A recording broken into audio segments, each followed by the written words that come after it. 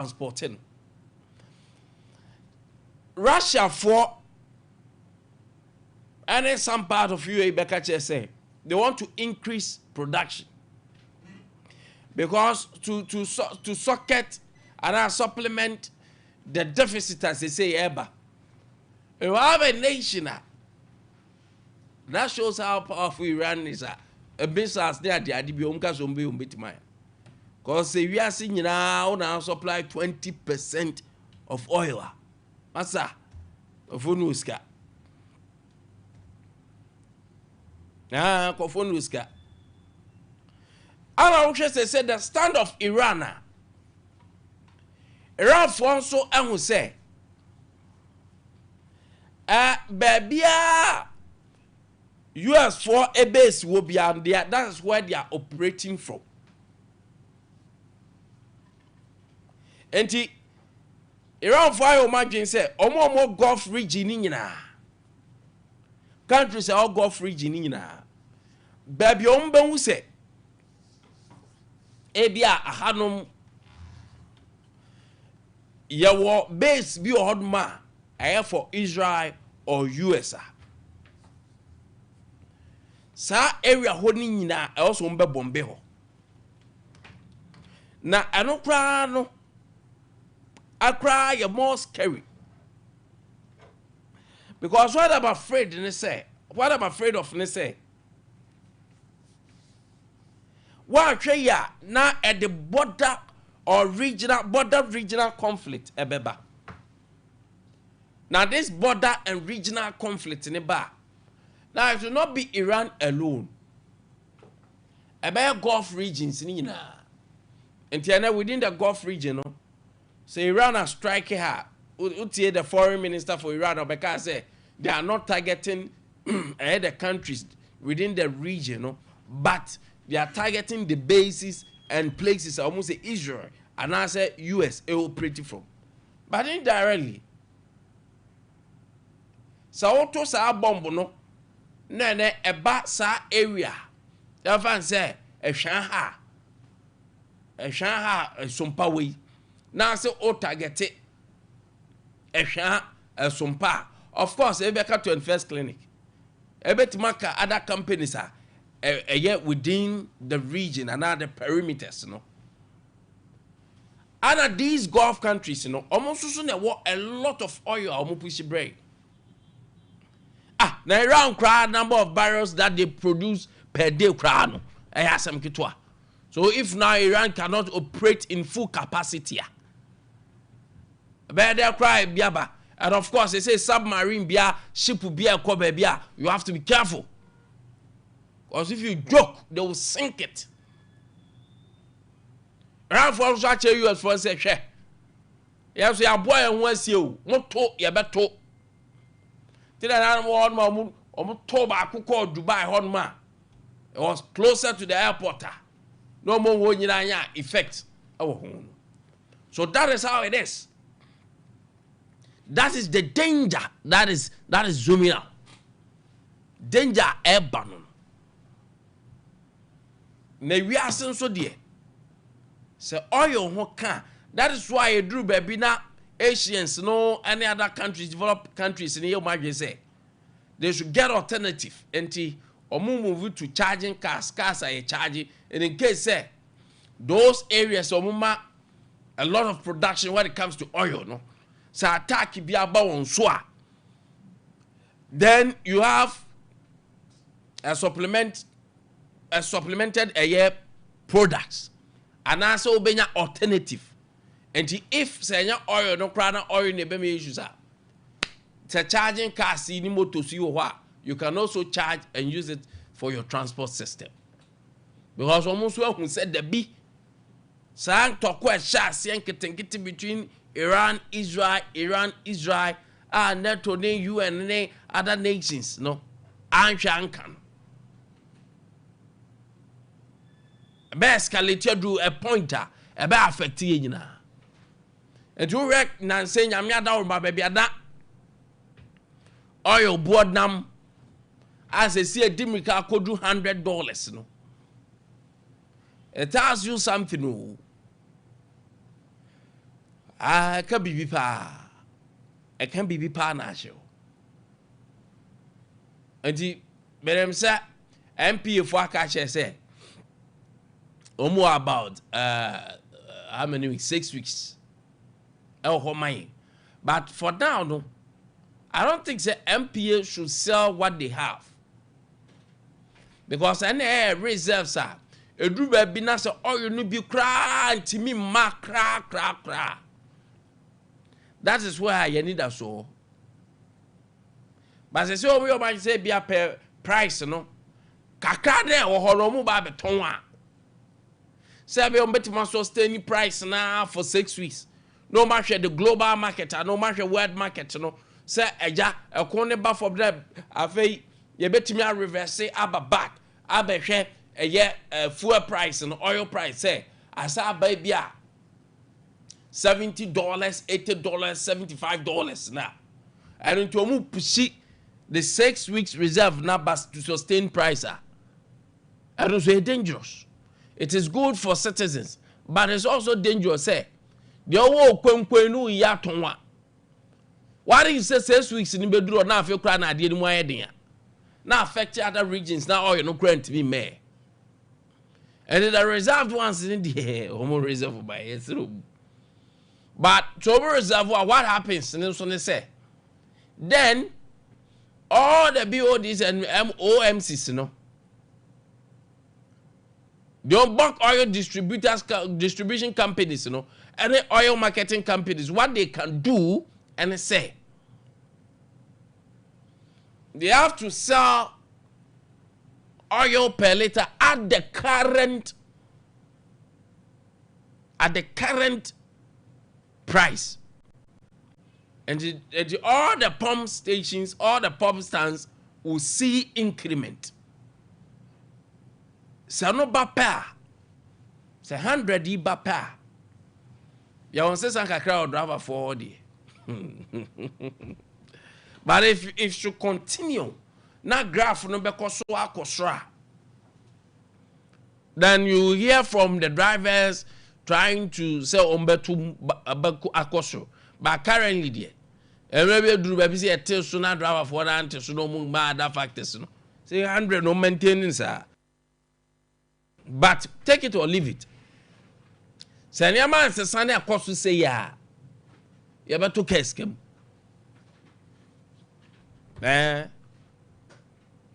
Cause I there 75, 80, 75 there about now. I there about 100 there. Hey, ebi for how long can you sustain it? And what is the assurance in the class 100 now the best stay? You don't have any assurance. It is not good day na cost to do. I there cost that I hear say no. Enya good day samo. Enya MPP and this is samo. Enya MPP and this is some dark crowd. And we can't take these things for granted. Say civil and local government staff association to say, Omasa Bejrom now to say, Omba beginning a omu indefinite strike. And indefinite strike today. And you Abasa Oko Municipal Assembly, Oko RCC. Abanyuma kwonu bia close like for representative or no.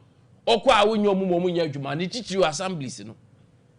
And yes, tuko KMA say bia o certificate where you say divorce o say den yo oko awunyo obi ma ne nsan ma wo. Ekwa say engineers nyina abeko. You see a lot of work that will not be supervised. A lot of works that be stranded. A human baby hot man about to halt.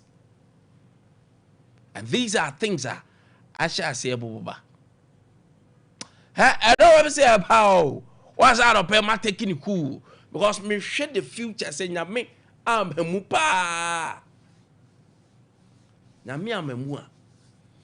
The foreign ministry is doing well, trying to evacuate Ghanaians ho nyina Iran ho nyina ana Gulf City no ye hwe kwan e befa so ayi omu nyina to safety cha kra na atre se yen former vice president Dr. Baumia kodi nsensem anyame adom nyoma ekoyi. And these are things that we should start watching out, because all you know it can be biao your commodity be hot bar a kosora and shed that effect no and shed that you but all your need effect ni impact no and I know a thing and any idea mabuto ado pay cause na say na nyoma mu ye make I those days 2016 17 18 even 19 okra na nyoma mu ye Eyoma shase kwa ekwa atwe eyoma shase seye digital pa ye bra digital pa eye bra ye who the ripple effect of COVID-19 no COVID-19 e bae ye hu ni ye 2021 pa ni gilamu gidigidi pa. And if you go to all the indicators all the enyama yedi grade country a shas say pa 2021 coming no nyami Iran Israel US form war etwaso cha other allies will come in the enemy allies no so baby obi ade ko. And if we are not careful, near fan say Iran talkway egatri and Iran de baza. Adiana bananone and ya better sao. When ye a car move very agro. A back hitting enough no, yes, MPP and this price or baby other. Oh, ton the same price. So at the bear propaganda, so at the bear jandam. We will buy everything at the same price. Mamika wena jakubrem. Sam George buy ya onya kwanyatena so even proud to say during campaign time one of the things I don't can say brana mama Oslo who was minister for communication ba me no e dey ma bebro mu ye fa SIM card registration net time. And the SIM card in the drew baby yes bo code bi obebo na yedo o SIM card na register SIM number bia okra you don't know anything about the number as obere o Ghana card na se be they register SIM cards be 10 5 restriction was so they register be 5 as only more registration I get registered still a bit me yet fraud was system no so enye. So we were looking at how ABI you bet me use dynamics are corrected the wrongs to make it Sam George buy no say ade ndi obi twam ya ba register sem ne foforo cabinet akwa approve now but I wish say there Sam George Cambre bi no yen ko DQ so because brand new power to get our SIM card registered no say a bad says our formula na ni as akwa light ten dia hey aroba dio e say be jai dwuma akwa di last so say akwa register SIM dia. I think we should be innovative enough at that proper ways and for use we should adapt proper measures and good practices, better practices at other jurisdictions. Rather than say, Ghana ni have to jai ni boja na jumo oye hokotna telcos for you MTN Vodafone Tigo Airtel hose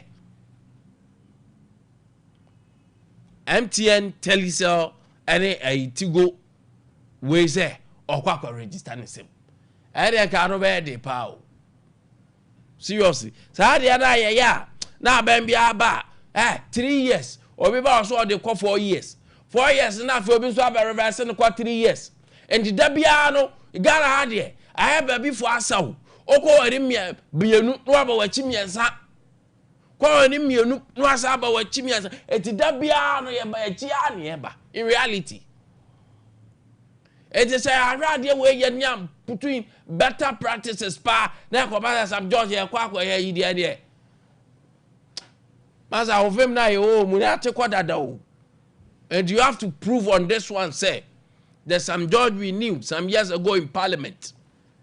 The affable, the intelligence and everything that you were putting in brother opposition in parliament.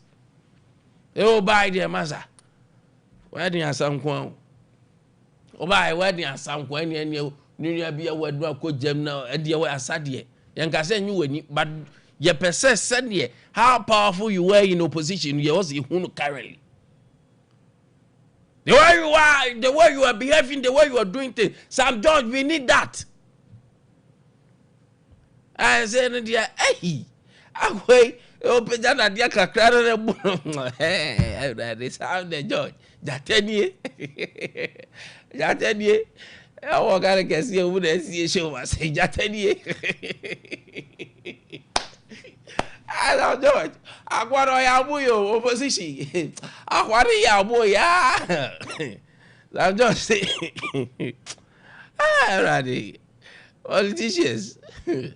politicians hey jata no jata Sam George best dancer asadi oya de hey Sam jata one jata nsi efonua nti eja very day hey jata ni but jata vima me people like myself ni owo mu no maza make say be ye first 5 ministers best ministers on kan oh Debbie and so first no say na aye one oh says I'm a bapa you reference Sami Jemfi see wo me obi an tem beto what would ye baby I would dey ay jata ku adwane num ara gba de o se akwa ya Russia ni ya jata ni Russia ni ya ode ayi follow me you are beautiful follow me da ode me akose hotel na taskala na dandam no wa wi o no ma ba betino baby Sam just say okwa fa akwara I say hey Sam ade unim Russia for that Soviet for FK Soviet for them na okay ade unim Brad be Putin nusu bandi say ode etre kuku nyenyenye Sam Tuga Sam George hey akwo we ba opposition akwo ya de hey wasaba was DSTV I'm say akwo onim DSTV for all ni nyine di some magi afi kura de say you subscribe ye twen some will fight for us afi akwo iba ya oso the page di bi content di bi as de akeka wo let me say hey Sam they say what they are from DSTV to Russia. They say all the same registration. Sam Tuga, Sam George. Why we are up about you? Obeni me also. Now pom to say. About the other room. Good. Yeah, me son. We want to know as about the Adam a ye ankasa. I can feel your energy.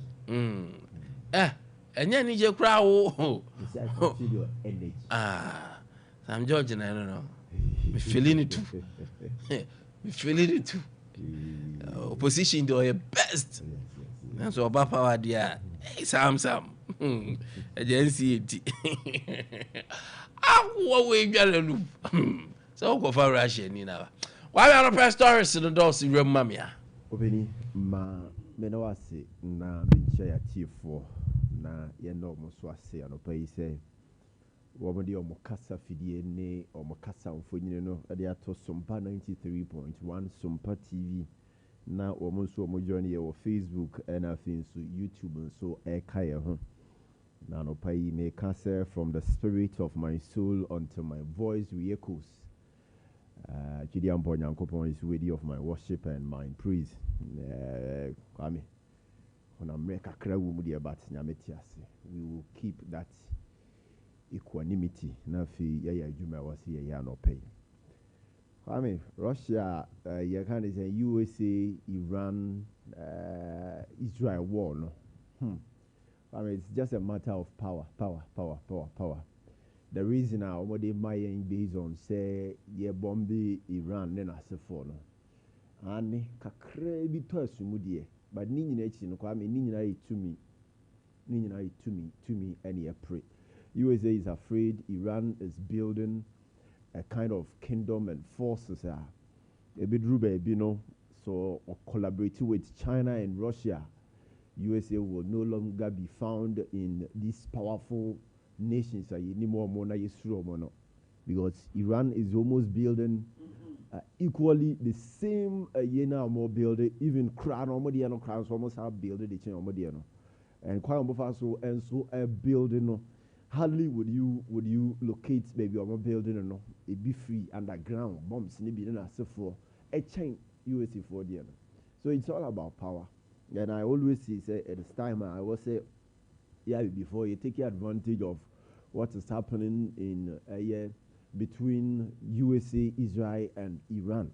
Now, if you are building your home, na yejina yenaso. Because 50 now no na me kind near back community na me follow so Ghana your independence na ya nyasa be pemonne. And I was asking this simple but provocative questions. Kwame, 9 years of independence, are we building the Ghana we imagine, or are we merely managing it?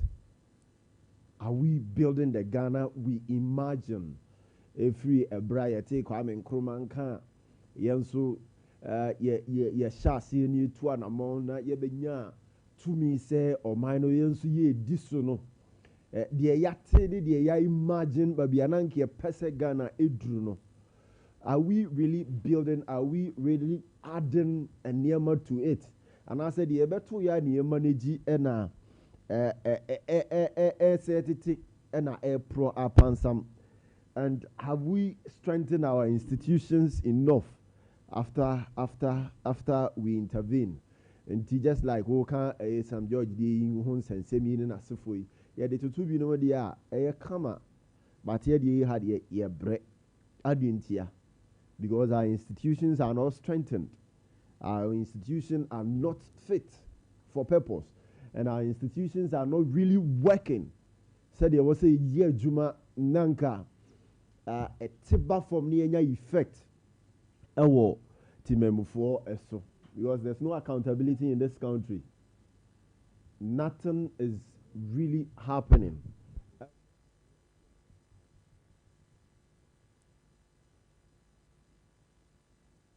Anunti Kwame, ama chese eniama atiti apansam sa ena yetiti yema ibu. And I know now I was asking myself this question, say Kwame, say it drew 7th December biani ekoto aba. We vote peacefully. But if we are not corruption at take the day.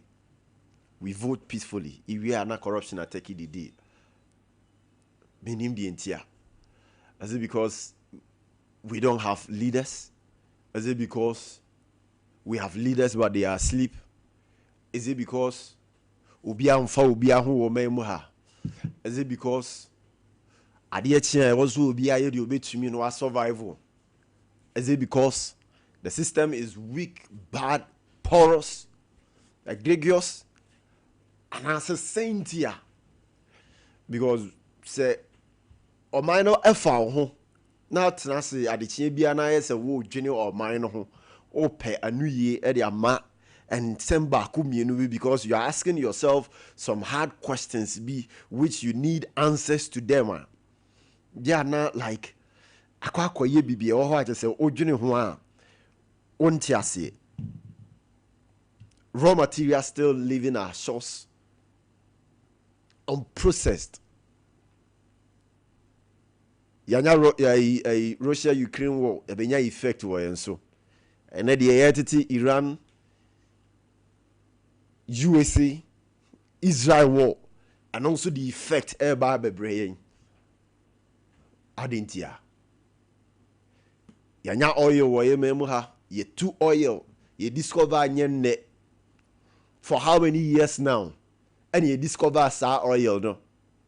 We've not been able to put things in place and can be to processing oil no now meet the international standard say yen conquer ton we will use it ourselves. We've not been able to do that. And yet Timu say we produce them na fe ye de ko ni akoton no fofo do ma add a little touches to it omu wi no ma be ton aboden e de amayen. So we have all the raw materials now mrofo e dane no e process no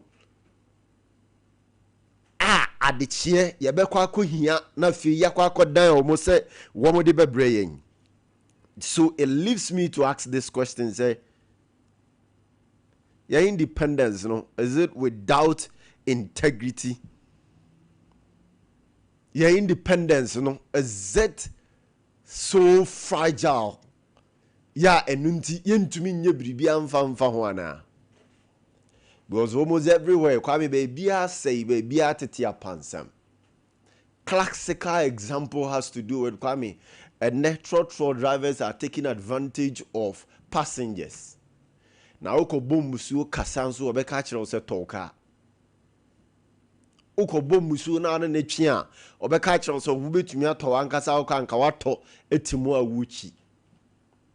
Na sa same truck drivers ni ometi nso bompaye se wo 5 city 10 city na ode amomo no omo bompaye se we be fin sesa no asa akwaja.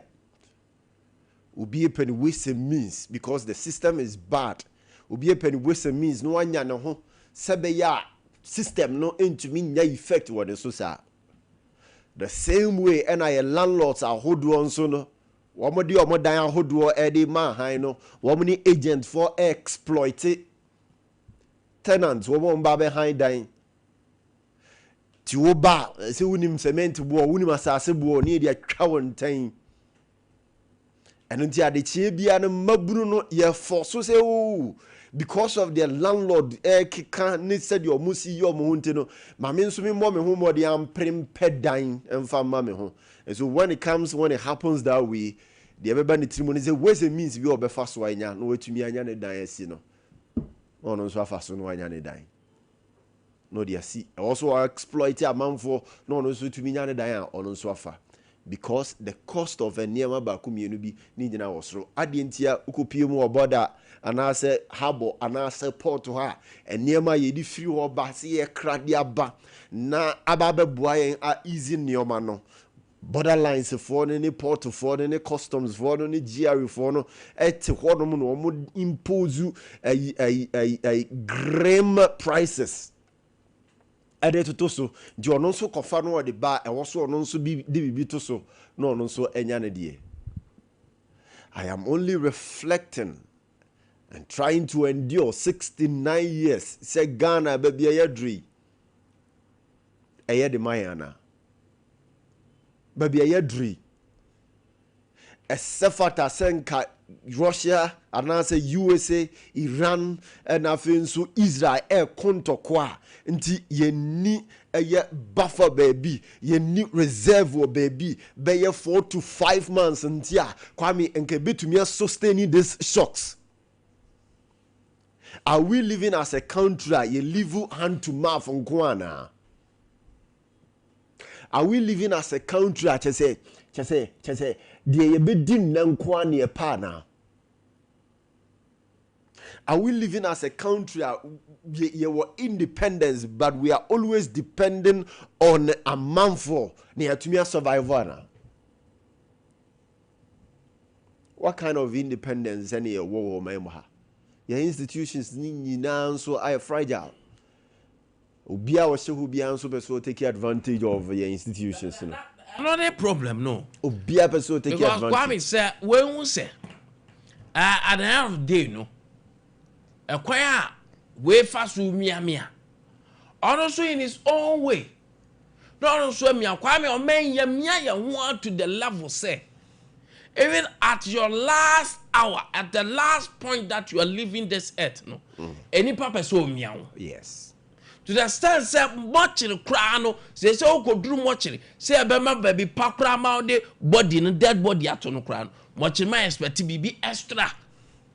Oh, I got just up and see I did 2 year mad here was it? Oh, yeah, my middle. Kwame, that is how wicked we have become as a nation. With little advantage, ni papa so mianimia. Yes. Yes. With little advantage, fear so mia tenant. Tenant person mia fear.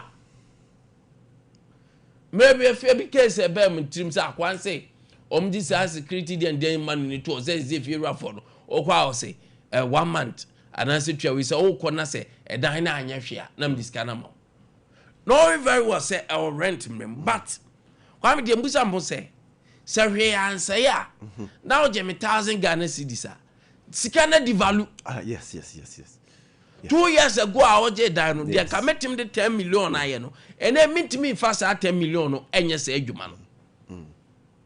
It is a me qua. Sa 10 million now. Oh, dear mammy back, 2 years ago. Biana come to me the 2 be irrelevant. Say 2 years about depreciation and other things. You might be crass. The money no crown at the value. Because in dollars, like I said, you can save it per exchange rate. And no crown, it's immediate. Yes. It's amount for me, amount for in their small way. Yes. Quite be Kitwabi and Panbenya, or meow. Yes. And driver force your opportunity, or meow. Yes. Passenger, na me 2 year mistake na refi obefa won de akọ na kwa me ayro ho sem kra ne say ti said the year say beye na Ghana water ma wonsu e ha foforo kwa me ho de akọ ade ho de say beye na ECG fo ma o meter de akọ akọbọ dan ni so ya say foforo me nua kwa wo she dan na se no kra no kwa me assembly kra yom de be ma kra obetwere ho no say ba bia de esi produce permit stop work then Kwame Bekode nipa no a plaster ho no asi dan no produce permit stop working in yes bia produce permit kwa dey bia ni permit for the area stop working just say bia one dey kon we adwo ba Kwame nipa no besi cause assembly read they abetwe nipa no bi hye wa ene yo mu business assembly hunsemi a wasa ko peja ba so ye Kwame ene yo business minua a whole conversation on its own we were mintiase se Kwame se or the container be sin chen ha so be see a dan wa ha na so wa meje permita ana se ni wo kwan so si dan no wo ha ade nti na ye man kwan mani si na peja duru ba bi ansa na wa ba be produce permit nti asa o de Kwame chese assembly assembly for no omo brebeba and time adwuma omo ye na time minim the omo share offices one ma omo ye time o Kwame time papa that district municipal and metropolitan assembly and pay for minimum adwuma omo ye Kwame omo kan ho na ye mai mu congestion adoso no I don't want to twist the conversation. Omo ka ho na congestion adoso wo bebrebe nya kura so omo ka ho omo na ye the facilitators omo na ye the lead omo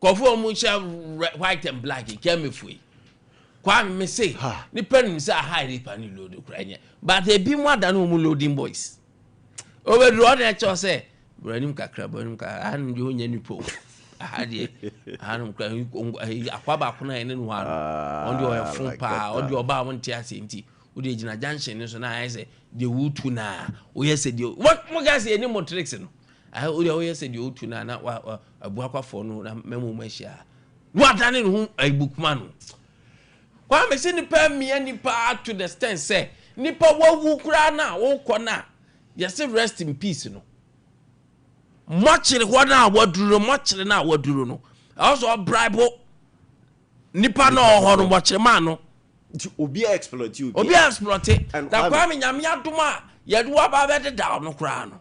Ye wi a ye de wo kwa akwohye amena mu no. Amena no say nkofo me security wo. Onim za. Yes, you are in security no. Also dashing bibi no wa hwe wo. Yes, I obey your body. Obey your body no be kraba betu. Me once at the end of the month you be chair the car. Yes. And the same thing. Na say okwa akwaji on Kwame ye jiwska o. Okwa akwaji sa ho no. Ye jiwska. Yes. And Kwame, and they are your host say 69 years. Obi exploit you be. Kwame when there's a restaurant. Look at the prices are omodi 2 omodi aneso. Oko kan ebe catch you say you are not the target a person character. Hotels, I mean, look at that. Ome catch you say you are not the targeted character. Ni nyina say Obia is in a rat race to survive. Obia is in a rat race to get money. Say be obi to me a BT system no. Obia is in that race. Say we more exploiting means so me am fa ha say am so me nyani say so all the systems ni nyina asay the institutions ni nyina nya adwuma the integrity of the institutions ni nyina ahye apepa integrity na so mo fa on integrity papa. But Kwame, when we have this integrity, that is when Timemo for no so sitting a moon so no ebe hano. To be a your pro. To be a yedio. Or be a yedio the bad disadvantage. Now the power emanate free and ho e the mamu politicians and so. Some be for so sad to me no na to me adi adwuma. Oh, bad mo cry na mo massa ade no cry e koso kese. Just say air time wo ye memoir. Why? That didn't hear 69 years of independence. Is it the Ghana we've imagined? And I say we are managing it. 69 years of independence. What now would take what to me see our office be with team no the Ghana you have imagined no and no na see me no ya timunana and I say we are managing the Ghana we came and met where the vision for this country called Ghana no now is so beautiful say even number for any brain. Why? Like, can't we build the country we so want? And I say, Kwame, a haram. Say, ya besha say near to 2 and a mobia say ya build Ghana. Nanke ya jai NDC ni NPP. Some no say and raw can say in namin so me can see and raw we ye sent me so me yesi. Na yet me move on so ya jai NPP ni NDC. Some say so mo kasa ya bet. You baby say hard questions no near for party ni politics sem emfa nkata ye ni so ana. That is the issue we have as a nation. That's the issue that we are always people run behind religion. People run behind party. People hide behind tribes. And to do baby na akoye ya. Near the ayaman yourself. Everybody know my friends person we faster. Don't just share religion and traditional leaders. Yes. And to that we have excuses to do what is wrong. I mean, that is the correct word. We are always quick to give excuses. What is this? And the moment the person will give you excuse, it means you are not ready to build. Yeah. It means you don't want to take responsibility. And the moment you don't want to take responsibility, you are not ready. Of course. You are not there. You can't build. You don't want to build. You don't want to. That is the truth of and a question pie woman. You don't want to build because if you want to build, Kwame, any hard difficulty you will face, you will find a solution to it. You will find a room to wrap your head around it and know how to deal with it. Yeah. But the moment I'll be excuse a MPP, a NDC, a Kwata, a Ofori Mansa, a Bueno, it means you are not ready, you are not there. Yeah. And so always I tell people, say, just make sure, say, any decision you are taking or you are making today, there will be consequences of it tomorrow. And the consequences in a bar, be ready to take responsibility. There's always a dire consequences to Sanyama, but nipa drink also. Yes, classical example ni. And I come here and say, AI before you suit near buying. And you Ghana for before you suit near buying. Right, Kwame, classical example. There be as I say, I want to say, we are airborne. Won't say you soon send your tons you. Forgetting say Kwame say Nyankopon tons so no wia. And so no better baby. Atache beba baby. But nipa no mu say so no to wie na atache no ba. Ye atache we die.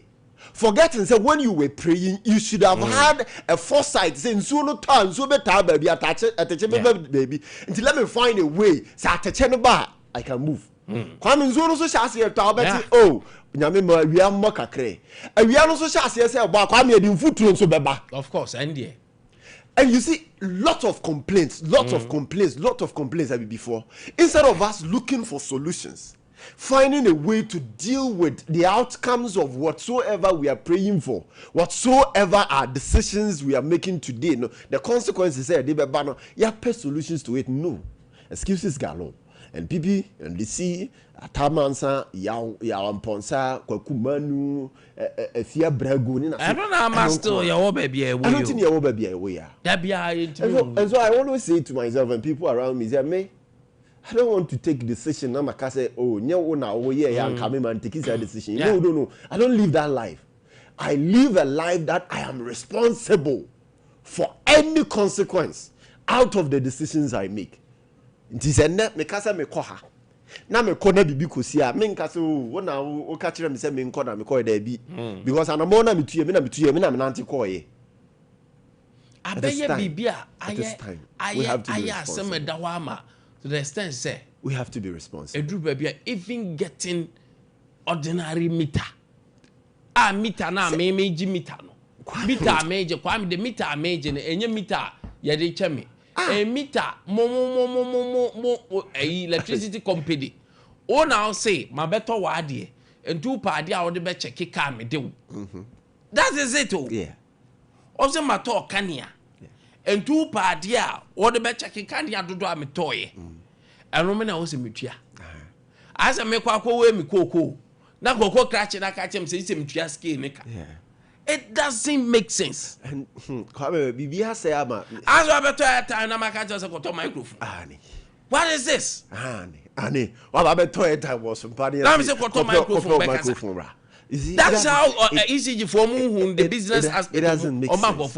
It doesn't make sense. It doesn't make sense. Classical example has to do with right and the car ye boss ye better data ye better call credit but Kwame and then we now ye call hello what timinka hello hello patrojina ye ba me san for why I'm George there Kwame data don't so get time and be wine Kwame what imra ho so na data na she wan fa nya hwe I something see, that's worrying. Almost everything in this country, I say, any of the politics I can tell you. So instead, say you best strengthen your institutions. No more genome, so no more integrity. No genome, no more two more. No more politicians. No more road. Yours is to give instructions. Yours to is to supervise. No, yeah. BBI, you see the MPP and the system. And you know, and that's the problem. And only Nti Kwame, whatever you are struggling for, say won sabeka wie no Kwame, na the system no emia ukwa majeze. Afi what wo kra na wo ya nu ho kra say o play good ru ho. And it's very bad. It's very bad. 69 years of independence. 69 years of independence. I said the Ghana we've imagined. Oh, we are still managing. 69 years of independence. Ghana needs accountability. All right. My member messages in be and so our way free teacher Kojo Tepa Enyina Susu. Na teacher Kojo de by teacher Kojo said the government needs to make arrangement for Ghanaians who want to return home from the United Arab Emirates to do so safely. Okuja Twablakwa. This is your job as Foreign Affairs Minister. Your responsibility is to bring Ghanaians trapped in situations like this home, not to send Ghanaian nurses into slavery. Many countries have repatriated their citizens safely, especially USA, UK. Why is the Ghanaian government not doing anything to bring our brothers and sisters back home? Greetings to Asanteman Koka, Dr. Nana Ajiman Prempe, Dr. Baumia, and Honorable Eric Nana Ajiman Prempe, MP for Hafado North. One of the issues are Mesomentiasiano. Osha US Kra, Omuya center of ASI issues here, Kosi. They are trying so before Munko for Akufie. Korea for Akaches or Munko for some bebasum is non negotiable. Obia do Betman cross home. Omaka so mdo munko for omdo mbeba. Na Ghana den toko nke fa ho bai. Ntiminya proper negotiation say ye de nko for bebafi. And me any attempt to say all the paramedics, all the health professionals say call, it doesn't make sense. All of them say mko ede. Enu ne san was akra bi afiri akwa na. Ava kwelo mo person ban for mu bra. It's as simple as that. It's as simple as that. Now say baby anye safe. All the nurses in so kwa kan na omo order say and now you soldier see Kevin mo benya releases mo benya video na mam you soldier fui. Twa baby omo wo or they are there for UN peacekeeping kwa omo don baby crowd be omo say asem wenyo masem e ka say omo word krom kan. Mesa ba kwa ye direct ye kwa ye do. 70 eyin fa na kofa say Africa man Jesus no 70 target to minim adendi hu ehon from abonu nko a kwa me no hu from abonu nko a target ni ni a ehon from abonu ana Ghana soldier for ebia prepra 16 pra na wo hwe wona wo all struggle to say extinguish akrom didum na me say mo ka say say extinguish everything say anyway Kwame, now I said the soldier for you prepare them see go for money on kunu. Dami hu ya mobo go for ma any won kunu. No, this is what they signed for. Say soldier ko na I mean they throw be o. Extinguish. Radi yabe. Ghana your whole zero. We eto le bia o. So obi ko soldier. Now see a gini pan 100 million, 200 million, 300 million. Now say na soldier no mo ti soldier ko na se ana. Gini wa me ntiase. O ko soldier ko police a. Ko kwase ma make catch up ti say Ghana yewe. What sacrifice your life among my no? Massa. You sold your soul to the country. Kwa na odi a chewo man no. Obi de ne nkwa be chewo man no so asisa be chewo. Between 100 million, 120 million, 120 million, 150 million. That doesn't make sense. Obi a over the tone. Edi amo man no. Baby of mine people yan fa nko. Okubi a won yan fa nko. Fa na fa okra akode. What's it mean samra me tueska? What sense in this? No. You see, Omani. That's a bend the way we move. Yes, to the 69 years. Omani yes, to the stand say. Omani drew baby. Just say yes, soldier no crowd about penno. You do what na computer echi. Keep showing that thing for me. Ya do what na computer echi, a computer na do what echi say. Exam so near fast. Pepra no ya pepra. We are sa pepra na we ri ra. Kwa brade bi wo baby ajo 100 million. Kwa brade bi ajo 7,000. E bi ajo 8,000. Now Gina watching the agent soldier for nko. Who your immigration officer? You are looking at the immigrants and all that. Yes. Oya SEPs, oya why. Munyina security apparatus ne gwana or post security nimno. Yes. It is the truth soldier crowd. More than life are to risk more. Why soldier crowd you be by what's your panic or number? Fire service for say. E jadalia who obi adwane no. Obi ba soldier. Small mo say yanko now tell part wo be fa na wo say safa 50,000. 5,000 bra. Na no ja fa na pantan. What you say? Sunya ho baby akwa ba ku bi no say dwom hodom baby she paid for no baby. Akwa no bon ho modin pa me we fini din no. E jet me for wa pantan ho. Ani. Na nam ho na wa hyehye. Nti ne yere ne mma. and so yes and in a life yes e be to cha wa ha no ma send the pan the agent send nipa no be fa na wo so one first camera what wo so one first camera Kwame police for aye ya da no no mo nam kwan ho you reading messages me producer time call Hafiz Idris, good morning. Send you a good morning this morning. Teacher constitution we are more say. Odo the anbefa WhatsApp 0509-438-500 0509-438-500. If distance and no bombs meant Ukraine, Russia war didn't touch Ghana. How does Middle East situation affect us? Nobody should say US-Iran war is causing fuel price increase here. It's about logic and consistency. Let's apply it fairly. Facts and facts. Let's deal with it. Greetings to Honorable Mavis in Kansa Buadu, Asantemanko Karanabi, and Mr. Usu Bempa in Shaya So.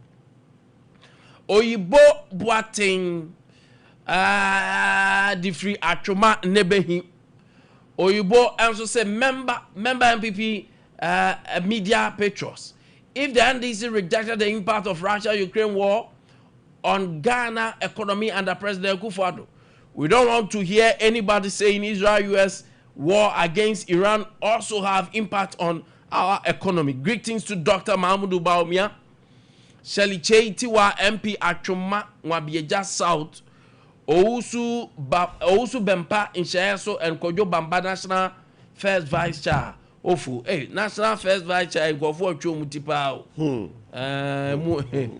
Mo didn't matter say go for me bra ni vision na go ti say. Why Rabi. Na Rabi jinam say anope matter say all town na. Na Rabi there. Mami nchia. Mami nchia ya mo ake. Anope mi nchia ya mo ake pa.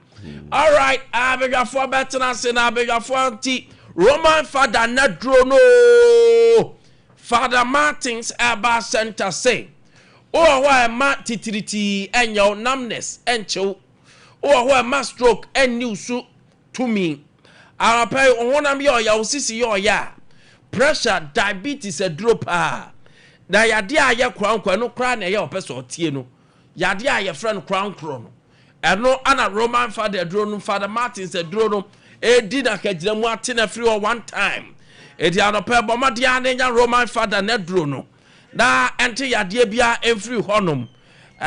Sir Opebiata 0247 919122 0247 919122 and 0552 668517. Naju Roman Father Nedrono. Kaina Shannon so say. Drugstore on the pharmacy shop bia papa bia obenya biato. Anopa yentu kwan na kwanto no beko school ubesua de express group na make come for the amount. So kwa Canada, USA, UK, Australia, MCR, Australia, New Zealand, Germany, and new cry etete sa. Anopa me so bomodia ne kope express group for echa kwan. Na okwa akosua de aye echa okwa abefa so awram enya admission enya scholarship. Nina ye assist overseas admission yet tinete. Ope visa assistance huyen. Ope take it atwa. Yenim seasons and time I take it via ucha ne bo no beko form. Edro mo say your best price when it come to take it na. To na person ko holidays na person ko a. Ewa monone a anopa me come for express group and e de ama woni ehwa moda. SAT, GRE, GMAT, TOEFL and so no. International exams and training software in our no matter more admission and tuition and registration no yebi. As a for labor roundabout to Kumasi Hona be home crying. Kaneshi First Light and be home. Udru Community 18 Lashibi Goil Filling Station, our tema. Yane Lashibi Funra Homes in the bench so and a pay East Logon for Mumra, Yane Trinity Theological Seminar and bench so. Sansu now do market circle. Yane hot Ernesto fast food and a year at the end ye ben pa hot Ernesto near yensu ni our takra day. Sunya former Silver House building yane court high court no and a bench so. Sansu na tamale for bat tamale teaching hospital. Sansu na baby any foi. Ye diani HM court home. For 0249 0 near me and 0249 000 448 0249000448 and I said 050 8111 1 year miensa 343 050 8111 343 na any yenin komo and I bet my friend 055 282 7787 and a pel from Ubia Ubenya na one yen edin komo Shannon so say polytank for say Wunti anagana any wiasa for nyina agya tum say polytank de enwa ana best reserve tanker wodun so gum na Ade Akye ginamu eti na tank be a friend polytank ba polytank ne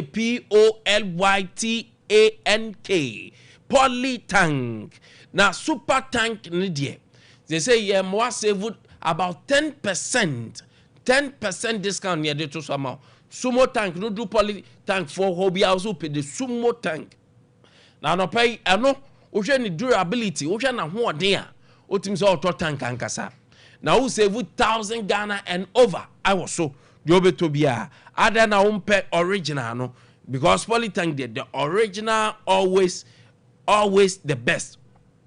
We are on top of our game. Adope Tagore Herbal Mixture. Tagore Herbal Mixture. Ana make come for Ediamo anope. Tagore Herbal Mixture ana yamau. And you erectile misfunction. Impotence natural. Adiane nko emba edafom kitirikum na ewu. Low libido ewa mani memem watinkan ma. Infections are who do ni white, gonorrhea, syphilis. Nedi akeka ho ni na. Tagore Herbal Mixture butu no kra to atwene baby. Drugstore bia pharmacy shop by papa bia benya bi. For 0243 228 296. 0243 228 296. Tagore Herbal Mixture. Eno ana say obia bobo na edi na kaginamu. RSYD Novigi Studio se brei na yama professional photography and film production. So who twa movie, oh yeah podcasting, oh yeah streaming, na per camera, handlers, professionals, abediwa kejinema. RSYD Novigi Studios. Ya one crime, Malam Abiase First Kokoko Street. Oh na behuyen. Ghana fene nyina ubuki ya yebeba nti frɛ 057 4715778 05747157778 ana 03039748220 03039748222 na also bra na yen create something together Shannon so usisi achi etwenwa about 9 from na unya ade a friend sciatica symptom e cho say ya de kese eba enti so ano enkomo obi mfa ade a say hama bi mubo mesra wa ye de ntobago chechero ne ade bandage abo enye solution bra the best that is the 21st clinic obi na sciatica expert ya de bia 21st hwe na sciatica ne ho say amanfo be bra bon wo ho ti yen ne ka cho say bra the expert hodom pay for 0503113111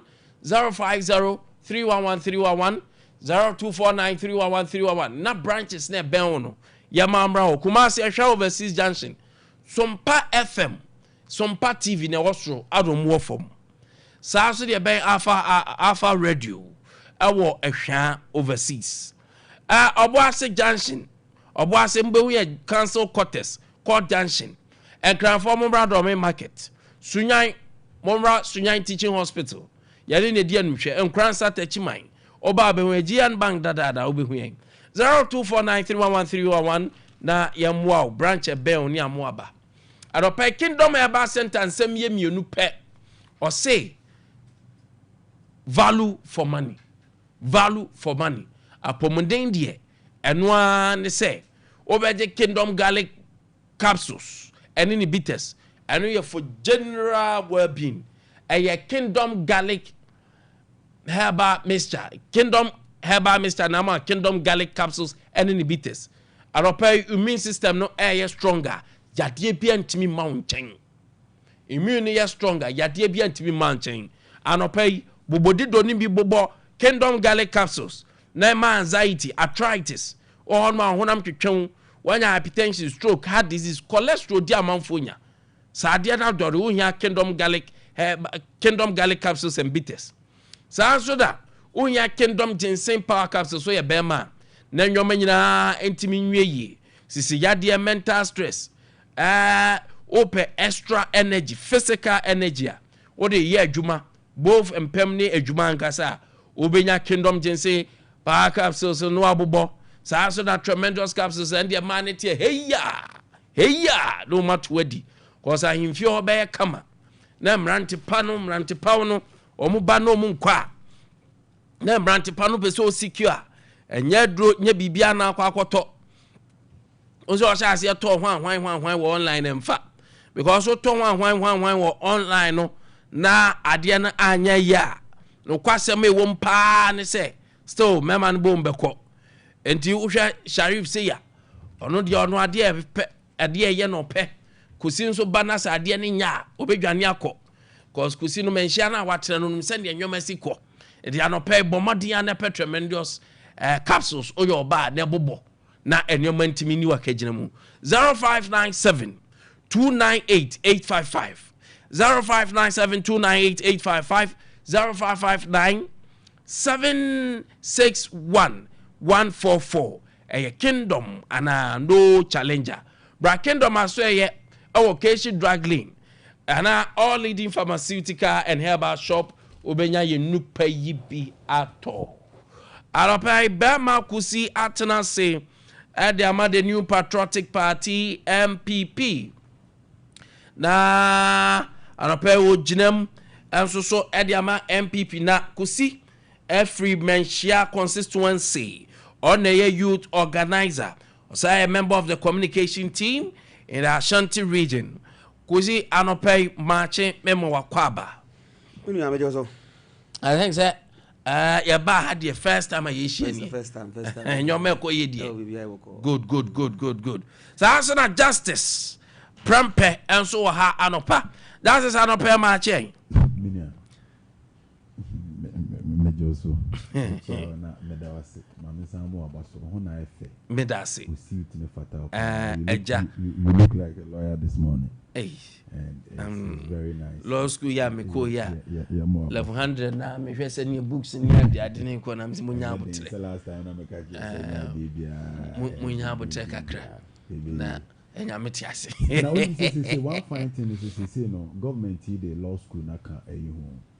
So you can go to first year for the not necessarily about first year then there and I also do second year you can still apply for the student loan. Yeah. Not law. But see the law because of the student loan plus I will buy 2025 2026 budget. Oh okay. The account. Na more abaso. Can the money account my idea. The bomb pay be won say once you are in the school na nya ma ha you apply it mama more abaso na no say please there be am ba me catch us akasa fidie ne doso nti so obi gi breast on the station bi na mo Sompa 93.1 obi tia na nifa na ayade ti di kan ya mo Sompa for abaso na me mo wa ankasa nso abaso bi so obi anton sanction ne busu for ti amanfo ti wi echi adwumaden a nso ye de o ye nti mecha no mabo abaso na yawa sentiment media incident in Kasawaba Yanchia the workaholic regional chairman for the NDC chairman of Gastus Nana Akwesi Andrews ahobrasia hine said ya dodo na afreno no mechia na no pe na makache ni se onye ne ho na ho brasia na ho fama said you see DNDC ni mu asantemantem hanu minim se Ghana for ni NDC for ni empu omo a omo ni NDC na eni so the leadership style of chairman of Justice Nana Kwesi Andrews to make sure na amadawase na maboaba so for the opportunity na lawyer Kaiminta kono susu ti wa potential lawyer Kaiminta ne kan chen so no nyankopon sha na onka ne ho adwumaden a o entimi wo chia me dia na na eja mejo so na maka cho se yo ho me adwumaden on so ye de boa asanteman medase ye da say na anopai it's very important say the rent issue see as about because now you rent control commissioner buy in fact amount for issues the housing sector issues are we man yes see adan say affordable housing den housing yen hu de ko na grade ba ku ya me ko hwe yi there's the state akapa na me ra ho me kwa da na me fa hodo na me hwe oh na me fat Ghanaian issues. Review housing sector to ensure every Ghanaian has decent accommodation.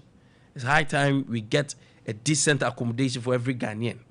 Because they said in Hume wedding. Cabinet approves new round of SIM registration exercise.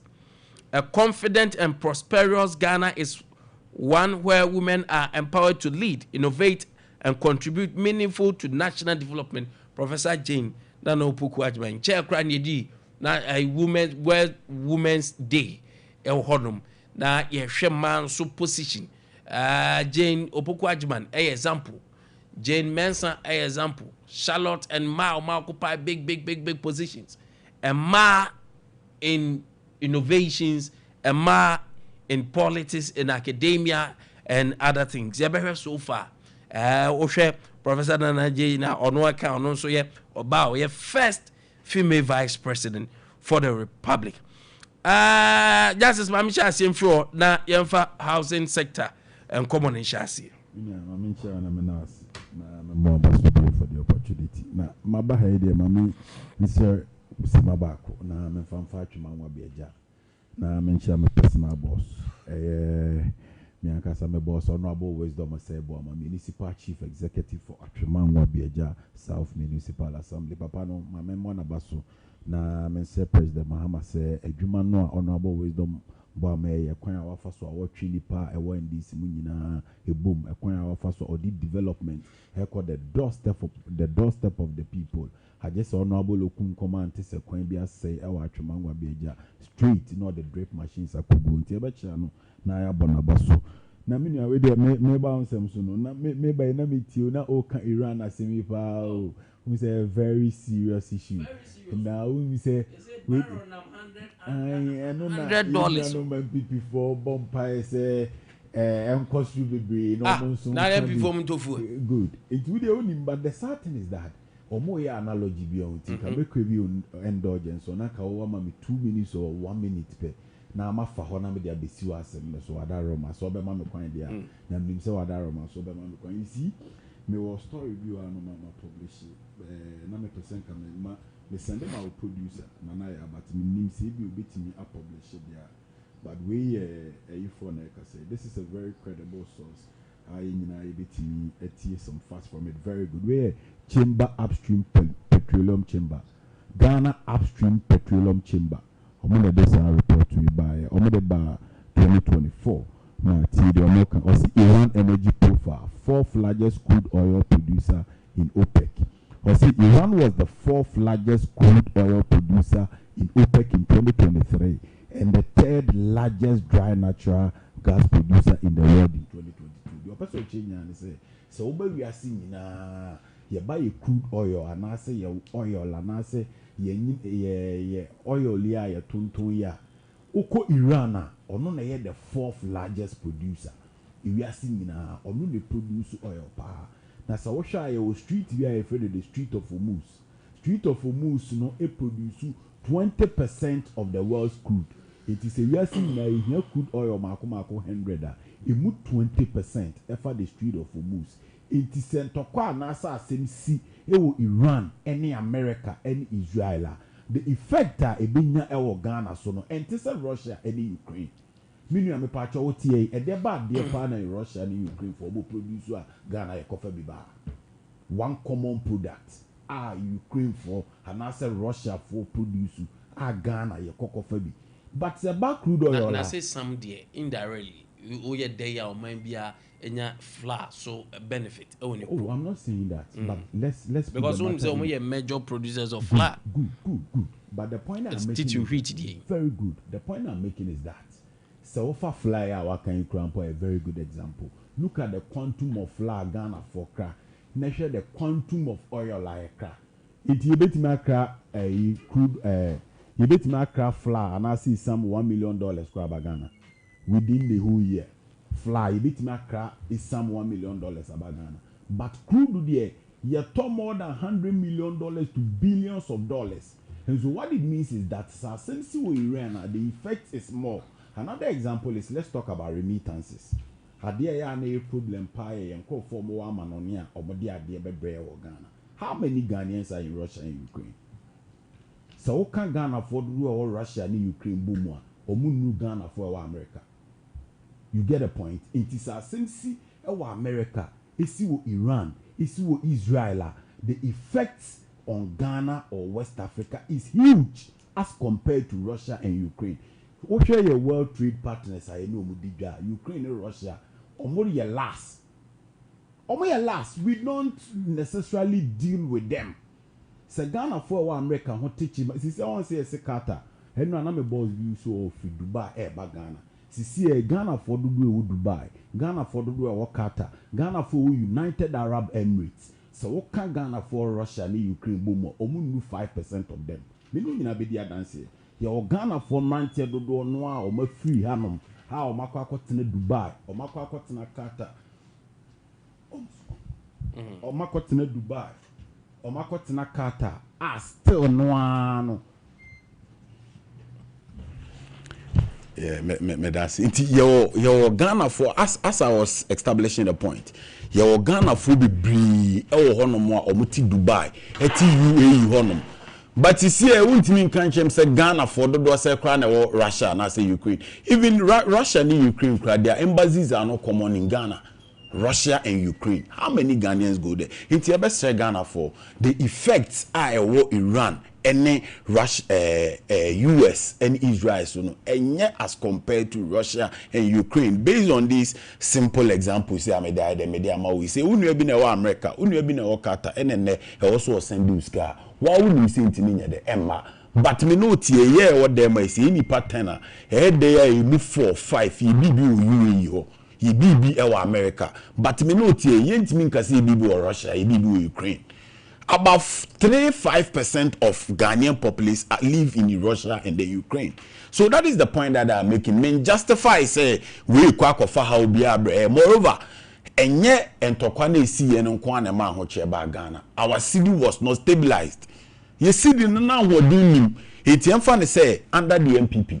Say na a barrel $10,000. By virtue say na you see the near 17 cedis in T. We multiply na approximately 1.7 billion. And necessary $10,000 na crude oil $10,000. Na Ghana ni kwa kuya. Uhia approximately 1.1 billion. Inti the indicators are not the same, and this government too has done well when it comes to stabilizing the city. It's your best Ghana for factors, far different. Ubia utia no pay bia, meaning so more mutie, so many per 180 more than 30 to 40% and call for US. All right. More than 40% and call for Dubai. Yeah, well, Ghana for be bria, see Amenoka, so much Saudi Arabia. And now I'm coming. Your Ukraine embassy, I'm told. Good. And then Russia embassy. I never said that there's no in Ghana. Me see embassy no crown. Yes, now it's all confirmed, so they are confirming for us. Very good. But the point that I'm making is that Omo embassy, how many people even patronize it? You understand? TBS for NDC and find your excuse. But you see, there is another important factor that we need to consider. I have a video here. My Sunday, my producer, I don't know if she will play it. Hey, Dr. Baumia in 2014. And the Ghana for say global factors should not affect Ghana. Or say, how can global factors leave Cote d'Ivoire? How can global factors leave Togo and affect Ghana alone? So that was the point that we were justifying Dr. Baumia on. So in 2014, yetiti cocoa so yetiti gold so we are seeing now my city no call 3 cities to 3 city 50 pesos that time. And now Dr. Baumia dear politics say I had the Ghana and Kwane ati gold so Ghana and Kwane that is the video but Ebiana and not allowed to say but the video now everybody will listen to Dr. Baumia saying that global phenomena should not what unless affect it's in Ghana contest for answer. No problem. I don't have a point. Say you are the judge, so you no. So okay, no, because say it's not true. Okay. Then we tend to evidence. Yes. So the point is that Madaroma, Dr. Baumia kran this phenomenon nearby. Say Ade affect you. Say also affect Cote d'Ivoire. Also affect Babia. But the point is that COVID-19 so affect Ghana for Nkwan. Russia and Ukraine affect Ghana for Nkwan. But me say Russia and Ukraine or me a domestic debt exchange program. Minyi ni say oko Cote d'Ivoire because of Russia Ukraine to omoko IMF. All right, me that say. To be fair to Kusino, this is my Kusino so touch on that, then we come back. Unless you decide to say my point of making. I know the point because and cut topics no. Although saying cut topics no, but I don't know. It was a general discussion. It is also make say, but we can say na external factors now affecting Ghana. Yes, sir. And I was to justify the same thing. Okay, talk on so affecting Ghana. Yes, sir. And he said the same thing goes on. When so affecting Ghana, and I would the same thing. Affecting Ghana. I better affecting Ghana. Say other Ukraine or Ghana. How many masses do I could do it? Are you being real for some cheeky reason? Food work also affecting Ghana. But this is major producer about 20%. Maybe I seen you. Food work also. But then people could do 125. But not for near Ghana. Sometimes some of them focus in Ghana for and be for the more. It's the same thing. I want to say, and done there as a one that. So, once I call Levino, because we create 12 cities. So, we are aware. What I say, until you look at some come once some cry, make them buy what you got because we say angels will be our Ghana. The mama back at say, would the free Ghana, echo Russia, a blue 500,000 marks, as I say. Nenedia, what do you free airport as a Iran, and a better ban as I say. Minya, as some of Ghana for a woman deal. Ghana for the woman day. And don't make a assassin to confuse Ghanaians. The enemy say, Minya, and to quite happy Ghana for him found. The here Ghana for the sea and say, poor for him for because Russia will pay for Doba. Need the people will hold my next year of Bagana. Then table you perform don't buy. The what? And to us will be a year. If the best ever say, the trouble calling go for. So go for Ghana for a while, Emra. Because Ghana for so and go for one way the part.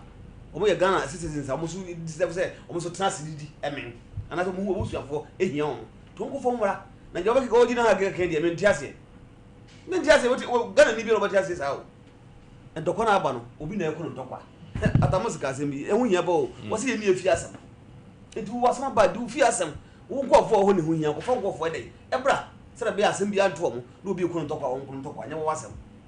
But I want to find out from you say sa fu ya you won't say increase, you know. Are we saying, sir, because there have been a blame game between MPP and DC? Drew baby, you say, oh, Ukraine, Russia won't find home. And at that, factor, sir, but COVID, Drew baby, come their politics. Are we also saying, paying back in the same coin, say, things that are reality? You find your man, yourself say, it doesn't affect us. MPP for, but I catch Russia for the Iran for the America for Israel for some one. And you better come back. No, self anything I'm also going to say. Affected Abraham, law of karma, and I deal with them. $100 never affecting. The law of karma, and I deal with them. What did I say? It was said to me. Oh, you were 2 million, but Yabrosa, but he said to me, no. And to the Mokai, and Yanko to Mosoka, and you to Mosoka. You bet what you Mosoka. So your analysis on commodity involves now the same. And I'm say the same, say the same. Or no, I say, all right. If I say Russia and Ukraine, you're funny and canny among few, I say, it's some Ghana here for Ghana high in this sum. And here for the young one. And why you call you Ghana? Only no. Media, and you're holding the fever. And what could do? I'm saying almost 1,000 since I say, almost 1,000 per gallon. I'm going for the cancer. If I want to say, I put for them tomorrow. No buy a map of say, I'm about 5 million, 4 million. One. And he said, ordinary factors in the middle. The area of COVID as I'm a count. COVID department for almost a year. No one called you than in Pianica. Mebois. Saturday, I must say, and you don't have my economy neither. A crambo as I crash. Nene you already have ever justified it. Mr. Ghana for with you. One of the Ghana names is here and say, buy a Muslim petrol, what they are called 10 cities, 11 cities. And your mama and I. It is hard the mama and a first one. I take a 125 per barrel cry. As what the back no Ghana say your mama and I because economic messiah. Yes, sir. That was when you cross across the 12 cities. Say corporate players went to man yet. And you don't want somebody here can hear. All right. Because now I'm substantive topics. So that is something also on housing sector difficulties. Say a bit to me. I rectify because Ghana for bread when it comes to housing. Yes. Now, I mean, you already now oil now in the bulk cost we could do 1,006. Ghana a crowd oil for Ukraine. ET oil now no, and we are free Russia. So cooking oil. No, America. You are free Russia and Ukraine. I think Russia give us sunflower oil. Oh, Chairman, me say Ghana high the leading countries are crack oil if you know Russia and Ukraine and count. That is the point. So what's the point? That is the argument I am making. And so because a meeting oil ne anwa for more. It is not true. Again, also COVID-19 and see organ. That point that we are making is that COVID-19 yeah ne account more for Northern Regional Chairman Rebecca say man 1 billion from the money you get. Much chase cano and Ghanaians are witnesses to this. You understand? But you see, you're not dying bonus. Who say ba building now? A buying by an family na private man and so I na family. It is anka was some pahasi anka some pa for you may come off on an anka contract no sankanioma ya. Nanka sompe forward you may nanka ali sompan so bangalo ketu ebi ede e baby na ye ni kan hwemfi hu na sompa ne sompe kwa kusi dan sompe kusi dan na nyoma bote sen e fi me nu atwam ya o ena na Ghana ye to 1 bag of cement approximately 100 to 150 Ghana cedis o e just when last 2 years ya na ne to iron rod ba kusi ne to around 9,600 cedis.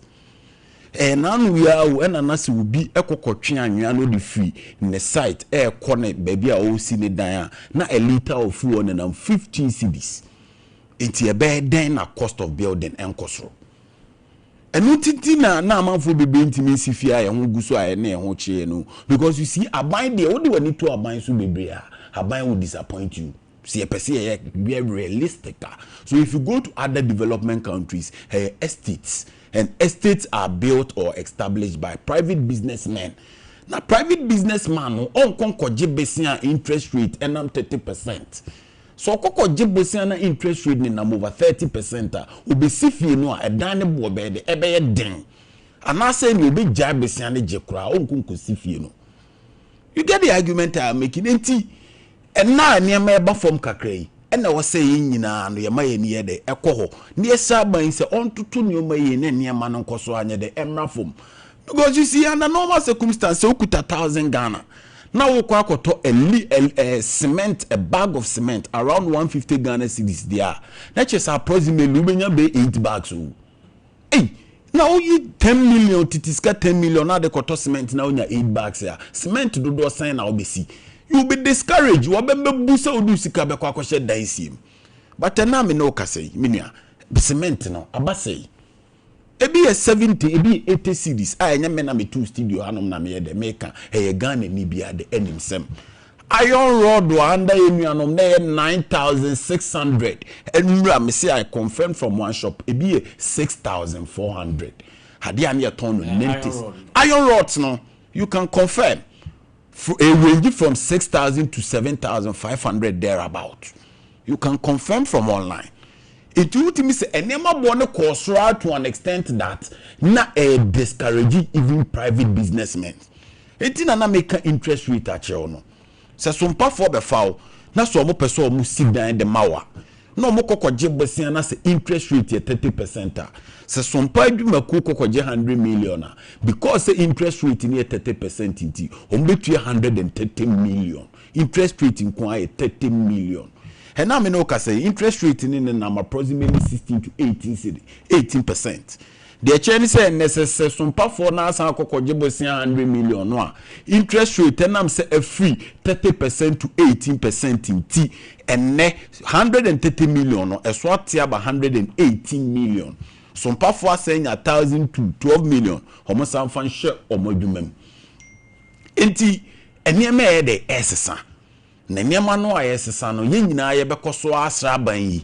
So onye ne ho no money nye the ensesa more because Ghana for dodo na ye ho ye the che ye ho che e was see investing our monies in the ordinary Ghanaian than see this sika ne ye niema e de ahokyere ebre Ghana for okokan MPP for so buy for bi kokot okokan for so for bi kokot you see in the law enye niema menu nyina ehu ni say criminal ne de kokot menu tie ye ade bi wo so wukasa ban ka so kwakoye project na say at the end of the day o diska kukushim na say project no wantimi anya it is difficult to punish such a person. It is a oba na se wan fa niema na anya niema pa na wo se aban na waba ni nyai de o nyina no fa prosecute nkrofo a na wa mo man no because ye de sika ye tumi ye time ya ho den e na ekosala ine de to aba na de ma.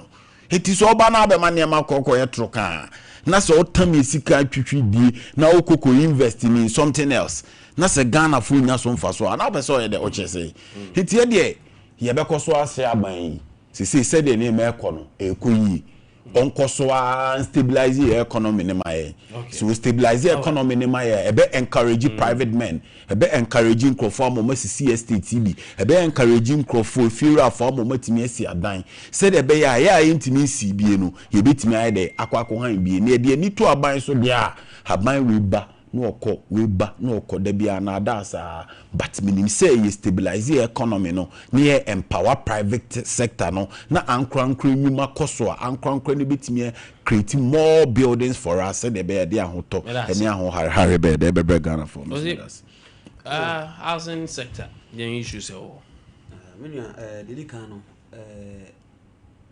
your former president awu I feel IPA champion be bona baso na me ba bibia na busuafo bia no me de sa nkranhyese me mom because papa no be di CCS pe e o man mu na adan ya o progo Ghana ha no menua bi si da CCS pe o wo sai soja aban o yeah what you say Okodansuma estate on the sea here Teshidungwa estate on the sea here Bokrum estate Sakomono estate is be various friends of flats various straight flats be see here Kumasia Suyaboa ho the first Ahensan City or Chilapatre be Patasi estate on Nede on Kwano Suja Bayo. Now the enemy di yaw and say and this abine they be come say I'm on boy for and buy no omo na dey be die hwamo e wo biem set biem sa house sense mo eke to mama 2012 so we see 5,000 house in Ghana for minia okoje utika $200 million e dan o see 5,000 no we see Sagre Media make wo si mu 668 pe sika no nyina so ba ko kwenu we kai odi nyina umudi sika nyina sika $200 million no umudi nyina isi dan 500 AC no 5,000 housing 5,000 umudi mu 1,000 po 668 pe no msi sika ase isi dan so sika nyina asa also mo buy ma amwan obi a disca wan hwe o ma mo mko asa no se de kokot on buy on be twem on be twem no that's do ka say am what say what say Collins Dada was the minister at that time and do ka say am ho asam le buy hwe mu e do mo kokot almost for say some the board almost 66 yeah I think 66 council the board the panel o buy o be years ni na fikot say ni panel fa na nkodi sika mo chedi de bi okuje to asoma ya bi o kan o se create to share no o mo wo mu die nim to mba wo create no mo lutu ya ma share mu di sika no na wo si dan 5,000 no wait men si mu more than 1,000 ke si mu half mpo which is 2,500 men si o di sika ni na o di ase nua de bi ameka aban bi abetransfer wo se o di kan invest wo onipa individuals yeah nti kofo bae wo be a osisi affordable housing wo de osisi bebrebe wo ko bu akwa outside ho na bi wo ho nti bebrebe so asokore man po de ya make so ndisi bae wo munye hwe fa ho housing sector wo munye hwe na individual na akọ bra akonya sika wo de sidan ya so no so de opono be je di go Ghana hanom se de minu ye kan cement ni iron rods bo entifa ko ekone ade che na abafo we ye ono wo kaza abafo mi entra wa ede ye be ko soro anko soro be abafo sa na tie ti ni pa no so wo no de bi o ye ade a o cheke no ya he nti yɛbɛsrɛ aban wei sɛ wɔbɛyi ɛbɔhyɛ bebrebe a wɔhyehyɛ no onyae no wɔnkɔ so nyɛ mfokɔ so nyɛ adwuma no me nua sɛ woyɛ aberanteɛ na woyɛ adwuma na wopɛ sɛ wɔkɔ high fɛn sɛ single self container wonkuta more than 10,000 a wontumi single self container single room pɛ wonkuta 10,000 wontumi wokɔ sɛ wopɛ kyembɛ hɔ a wonkuta more than fɛn sɛ 20,000 a wontumi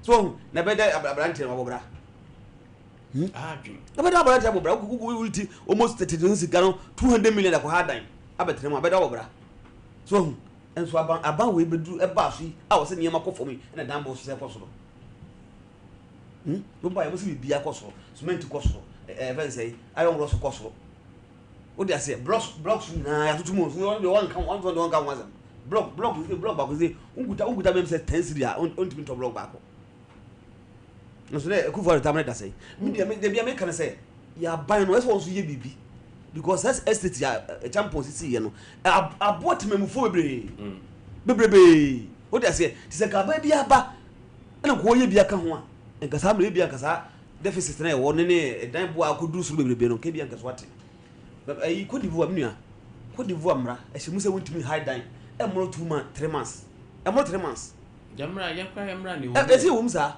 Ghana de e so Ghana ha wane diso e se o rent control ho munya hoduma obia de obia pe no de I was told sir I think from a champion Nkrumah time I appointee commissioner for rent control ya appointee be that so recently class say mama will be acting as rent commissioner and it tells you how bad it is. Obia amfa so boso so mo to wa so ja oh beji oh there's a Ghana na say Ghana say reset no we reset no interest you reset pani oba e set na be hia na so reset no e even say boko judiciary how no reset be oh judiciary service all reset anambwa wo yi even say the over free what for aba be boa ti say be chief justice na make be ono be benefit aban no ono kwa de hia no be bia be benefit Ghana for de bi ho hu hia no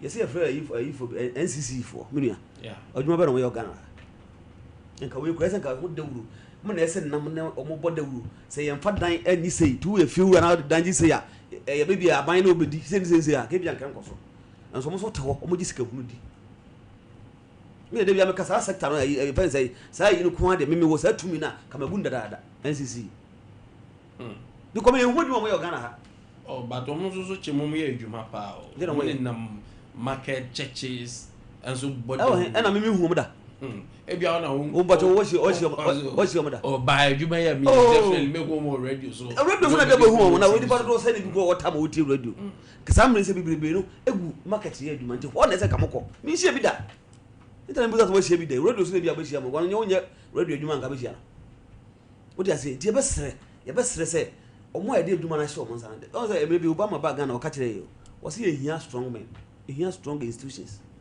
yeah so that's it is an institution no and they say omo ye adwuma no ma benefit Ghana for okay mamla say mina na justice man from oh I don't know nipa jo do you we dey say we dey kitu bi o say 2012 President Mahama SOBC 5,000 Sagleme housing na John Mahama affordable na John Mahama see 620 something according to one figure no 668 according to one check here please take it easy na adentina o kan say Mahama timi see 668 one ka dodo Akufo-Addo see Senka Akufo-Addo so oh Senka oh please take it easy it think o ka say Mahama see 668 no na nka waka Akufo-Addo so number we dey o see but you see yenti asembi ne nka no kre o Ghana ha ho see ye de nkofo ko gina court na NDC for ba ye ja omo 8 years ure fi case la to force na asem no case la to force ne Richard Jakpa Emma Richard Jakpa kokokwa chia court say Godfrey Damia oya attorney general oya MPP for attorney general no a ho see case la to force ne Richard Jakpa abokro no de bia Godfrey Damia say Richard Jakpa say Godfrey Damia sorry no ofrefre no se omo anu no mu metwa ntronto case la to force so me boa It was live. Oh, Mpacho went take case no. Oh, it is Magana Libya, Ghana Libya with TBN. Or see, no moon case no fentia case la to forcing. As some more catch a court no. I will maybe video na their show so pa. Richard Jackpa somehow catch a court no. I am on live TV. Me say Richard Jackpa catch a court me say. Jackpa no can I think this is not the first time because okay want to make case here. There was one nipa no come more. Yeah, hwe omu nsemu. Edru baby ya omu adapting say omra as defense no omedi omeye witness mebo omeye witness against. Let me tell you something. In criminal proceedings, say ubo bi kwadua, you can adopt the person. Yeah. Na se nipa no willingly ono ani pem. No say me ba be kan won na makodi adanse e de aboa. That is not the case. Richard Jackpa emfi na kuma ma ankoka nche girlfriend da me say obedi adanse aboa no. Eye girlfriend da me according to Richard Jackpa ono ya attorney general no. And no sorry, I know I found the phone. No send the text messages. Richard Jackpa didn't even call court. But Godfrey should be kind of the side of the story. If you what did he say? Says that was in the actual. Because Richard Jackpa showed the evidence in court through his phones. Who took them? Case Atoforsen was acquitted and discharged. Atoforsen was acquitted. Oh, why is this man doing this? He was acquitted. No, this man is that was different. That one was acquitted and discharged. You can't say the Attorney General who said there's no prosecutor, there's no evidence and good and no that story good. But with forcing Atoforsen court to D yes Egbuano say Atoforsen ni boni bia nti Attorney General na nim ye de ko gu ase wo court. And no man Attorney General was if you watch your state attorneys. You were near my baby or one of my was some then I will say registration of SIM card cabinet Ade Atumno. Na Mama Sunshine see free justice. No idea. Yes, ba umkobio. Yes, ba umkobio. Yes, oh no, but the point I'm making is true. The American Ghana Libya it was in court. Richard Jackpa testify in court. You understand good, ain't you? Registration, they say Minister for Communications, I'm George can say, of course, you have every registration of ourselves. They say cabinet idea to Mama for say we can't go through that. Good. If they can be innovative enough for us. Na say here Sam George. Amount for year cancer be fan ho. And opemi ba kra na meet you. DSTV ni atiso. DSTV ni so you should be a onim desisi wom. The old DSTV ni me say enne the turn 99 cedis na first na friend no paddy package. Your package be one my friend family size. And on near turn 199 cedis. And ne utia 99 cedis ye the 199 package in the amount.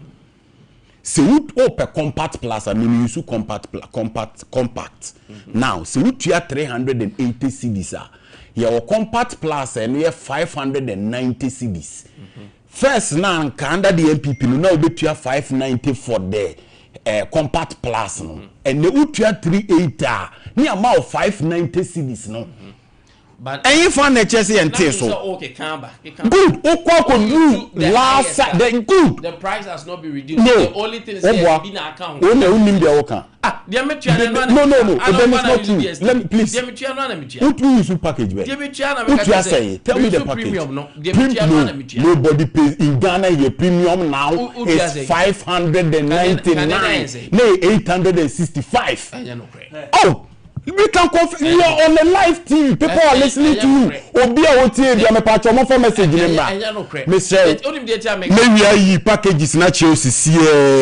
That baby you so compact. Me see obi a wotie bia ya dance to what I'm telling you.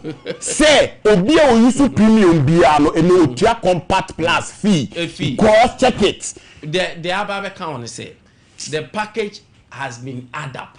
They na kicking. Me say. That's how don't want to Abia. Oh no, the all kind is not true. You are misinforming the public. The all can be true. It's true because I know what I'm telling you. Your compact plus 196 is what you are saying. Me say compact plus no. The 196 na the 99 series. The one can say premium.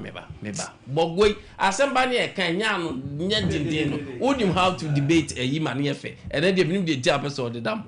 What I'm saying is say Utia 196 for compact plus is Utia 99 cities. Yes, Anaga. Good, let's say what dear now we used to now see. Oh, Yanka compact plus. Also use compact plus no. And then 196 no take it easy. Compact plus no. Now 599. Compact plus near 599 and the Utia 390 CDs ye be ma ode na auto 599 no so also premium and know your family size me say ade na your packages your paddy your family your compact plus and your premium anytime you pay a lower package they give you the subsequent or the above package. Okay, so the oka say 196 no. You are referring to family. And a family package. Okay, that is fine. Yeah, more family package now. Who is under the Obiaka say then you get your onya package in wrong. And let's proceed from there. Compact plus. Ultra one didn't say so. No, don't mess the argument. Don't mess the argument. Oh, I can replay. Who are some who can say who use premium? Now premium no that's what 865. And I'm saying 865. Now what you say? Me say me 865 that. Now what you say? Then I'm person me catch you. And you told this DSTV before the reforms. And I'm catch you say me 865. Good. The meme can say DSTV ne yatete so.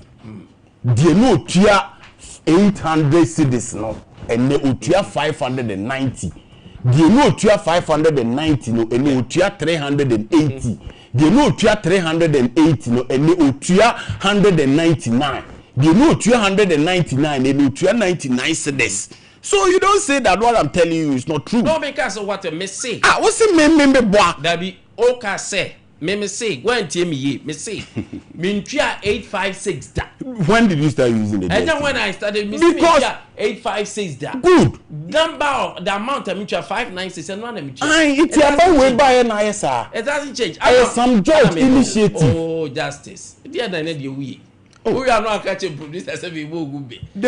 Who can say na me here? What na me said. Hey, the beauty of the game. Or say and I'm person oji what you to say maybe because I'm having messages. I'm for say compact plus 196 it is defeating your argument. That you were here saying that me boy na yentete so the tie no message is now winner. Are they not telling you that there's been a reduction? I still maintain say obwa because that me say you compact plus has never be 196. No, got that is one wrong. I never said compact plus is 190. You see, why don't you compact plus is 190? Compact plus and person na me. Maybe you are referring to compact. Me compact. You are well, very well. She said, the fact of the matter is what the matter in contention. Say you were referring to family. The contention because is people are saying what you are saying is not true. There have never been 196 for compact plus. That's what they are saying. The matter in contention now. And your contention is what you gave to the public. And I'm person or gentleman catch him say I was referring to family one. What is wrong with this? Can be. The bottom line is the matter in contention now is DSTV. Okay. The matter in contention that people are saying say compact plus has never been 196. And accept what you polluted the air with. Say compact plus. I don't know person said that dually. I don't know that's what people are bringing. So compact plus. I don't know person who dually only on the compact plus. I don't know how can you. If you do that, you are also not being fair to your listeners. You are also not being fair. Well, what can say compact plus? It's not true. Now maybe package is natural. It is a package back on ABA. You cannot say that is not my position. That is not my position. You said it. I have a position. You said it. What did I say? So is that in contrast? What is my position? And it is not true. You can't feed the public with that. Minia. I don't know. No, baby, Pobia. What can't say then? You will not be sober to say. Oh, now me refer to family. it's not true. My bobo packages ni na price no e wa ha. Price ni e ti won so asem na wo kan say. Won so asem na wo kan say. Premium ni 865 no you to you line. Make I say 865. Now say. Me see me ntwa 865. Oh. Me ntwa. I don't know what say. What I said. Enti ade na officer wo dey wo say as enti me man kan che wo platform you say compact plus no na me tua 596 and me tua 380 didn't I tell you 596 asem. Oh so the bottom line into the end to us into the ana ka chem say any time a me use premium no na ye nyam for refunds but am say admitted it is what you said is not so you know agree and move on the American say DSTV no Sam George buy any atete so but for last now kind of a mistake. Oh, I don't know why. That is only a mistake now. Man, for sure, you want to. It's not. It's all rubbish. Don't use that word to say that. At your phone invest. Good. And to me, the point that I'm making is that the bottom line still remains that DSTV near Titiso. They know to your 865 and they know to your 596 at the Bemau. They know to your 595 and they know to your 390 at the Bemau. They know to your 390 and they know to your 199 at the Bemau. These are facts that are not debatable. But you see, let's come to your Mama Monseman. Who is a Professor Gina no Pukwajima? Why very fortunate? Why fortunate? Because Ononomsone the first female Minister for Education under the Fourth Republic, and I'm Pachomeboa, who were the Fourth Republic here. First female la Onya Kwambe Minister for Education. Hey, mama Professor Jean. And also the same first female ha Onya Kunya Benya the Vice Chancellor for the University of Cape Coast. Iti mama na som. Na wo hwe NDC amemua aban ye ba ye twema de eben. Iti Ghana for ma nyina munya rehemu na munya gidi e wo NDC ene John Mahama ben mu. Ese ye ba will deliver and then will bring women. That's it. All right. Kusiram. DSC as and come topics on it. Only the DBM so born or the topics is in the bottom of the bar. DSC as a DSC for an artist. And I said, events say, some George and I'm artist. The topic as I say, and now is the sector minister and the American. Oh, who you tell me? The mother of say, and now Hanko artist. Across the Mobia, Nigeria, or be only now, what to tell my dear so that almost some promotion where you want it so. Or what it be also. And to some George and some George kind of motor. Some George got some of your quotation, yet is one as Yantiso. Yantiso. What do I say? Yantiso, and a price of Bobo, and yes, Hanet the prices no, and you know, correct. Over time, I misinformation. You probably say, because what is even saying, well, I know correct. Meaning, baby, I just from DSTV. Baby, I'm too cold. DSTV for official in their bed. Oh, I know correct, but who here? And I'm going the whole, you know, what it is so.